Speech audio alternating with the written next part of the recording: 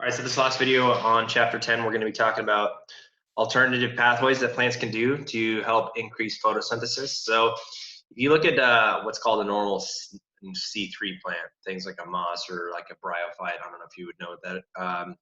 You guys wouldn't have to know the specifics of that name, but if you look at this climate, it makes sense that it doesn't necessarily require a whole lot of adaptations because it's in a pretty moist environment. There's a lot of water available, plenty of sunlight, things in like the tropics. That's going to be really ideal environments for plants to grow in because plenty of water, plenty of sunlight.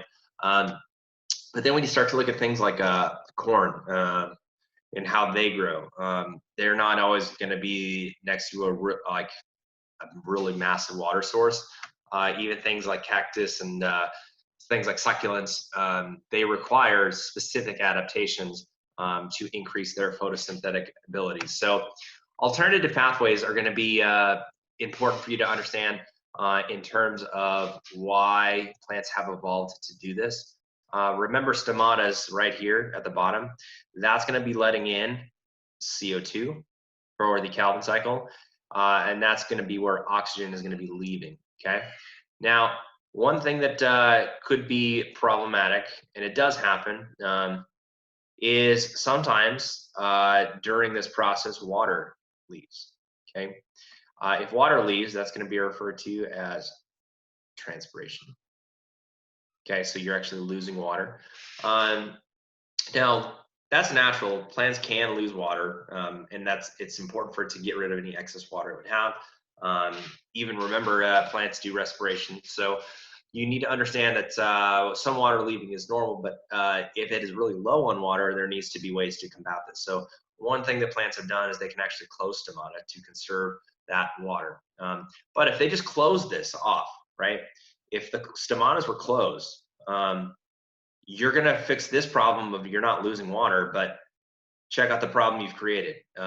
You can't just necessarily have the stomatas closed all the time because you're not letting CO2 in. And if CO2 can't go in, you're not actually able to build glucose. So that would be a problem. Now, basically what I need to talk about real quick is photorespiration. And like I mentioned in previous lectures, when I had you guys, it's definitely bad. It's not good. So typically what happens is in C3 plants, which are going to be referred to as normal photosynthesis, right? You're going to have that CO2 comes in and you fix a 3-carbon intermediate. So let me jump back to this from the previous videos. We call them C3 plants if this happens, right? This is what we're going to call normal C3, okay? Meaning CO2 comes in, it combines with ribulose bisphosphate, uses the enzyme Rubisco, and you make a 3-carbon intermediate, okay? That's what we call C3 plants. That's what we call normal photosynthesis. Now, that's interesting because C3 plants, CO2 fixes to that 3-carbon intermediate, right? It uses Rubisco, okay? Now, the problem with Rubisco is Rubisco will bind oxygen and CO2 at its active site. So basically that means if I had this enzyme Rubisco, if I called this guy Rubisco, it tells you that oxygen and CO2 will fit at its active site. So kind of interesting when you think about the evolutionary significance of it. It's not great. So what I mean by that is O2 and CO2 can both fit in the active site. So basically O2 can act as a competitive inhibitor.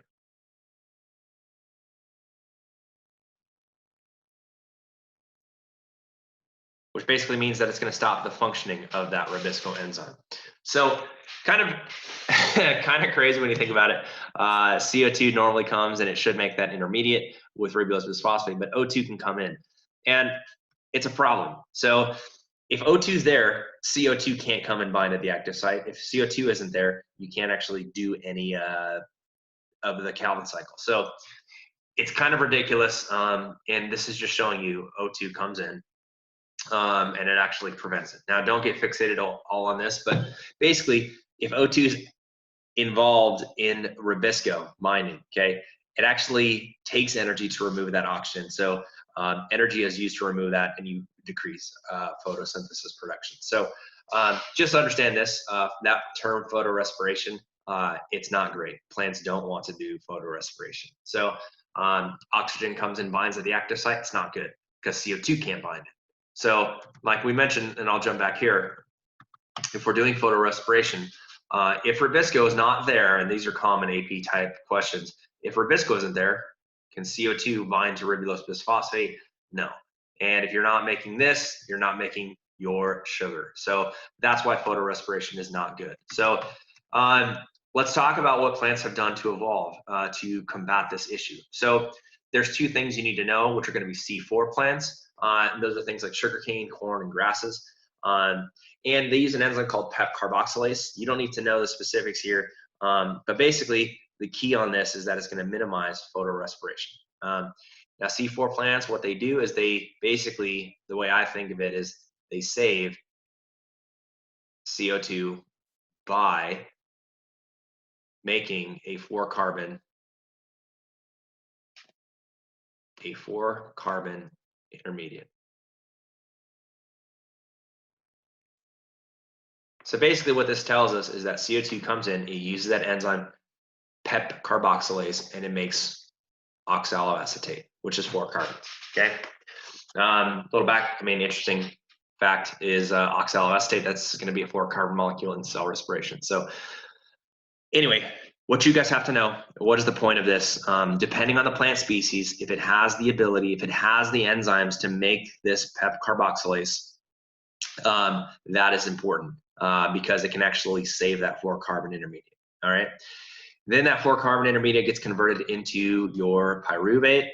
Pyruvate then is a byproduct, but the key thing is that that pyruvate is going to be regenerated. But the key is that you save that CO2 for when conditions are ideal to actually do the Calvin cycle. So that's one way to minimize that photorespiration. Okay. So the key of this is that it's an alternative way plants can save CO2 by making a 4 carbon intermediate, and it stops this photorespiration from happening. Okay, and that's what C4 plants do. So that's important. The other type of plants that we need to conserve or focus our energy on the last part of this chapter is what are can plants. So things like cactus, pineapple, succulents, like that picture showed. And their adaptation that they use, there's nothing too crazy that you guys have to know other than they close those stomatas during the day and they open them up at night. So they get their CO2 during the night when conditions are a little bit cooler. It's going to minimize that transpiration, which is water leaving.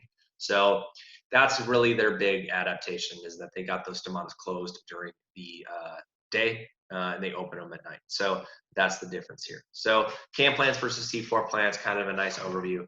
The big thing is that CO2 fixation happens at night. So they take in their CO2 during the night. Okay, CO2 fixation happens during the day in C4 plants, but also they make that 4 carbon intermediate, hence the name C4 plants. Okay, understanding that, that's kind of a nice little overview of photosynthesis. So if you want to kind of get a brief overview too of the labs that we've done, remember we did this lab with chromatography. You added, took a leaf, you added your pigment here and you put it in the solution and it separated it out. This gave evidence that there's multiple pigments in a plant. The more pigments, the better off it's going to be at photosynthesis. And the other component on this was when you looked at the graphing of measuring CO2. One thing that gets often tested on is how do you measure CO2, or how do you measure photosynthesis, I'm sorry. The one thing that we did is we took the oxygen out and then we measured the oxygen that gets produced in photosynthesis. So one thing that we could use to measure photosynthesis is how much oxygen is produced from photosynthesis. So remember, that's one of the byproducts.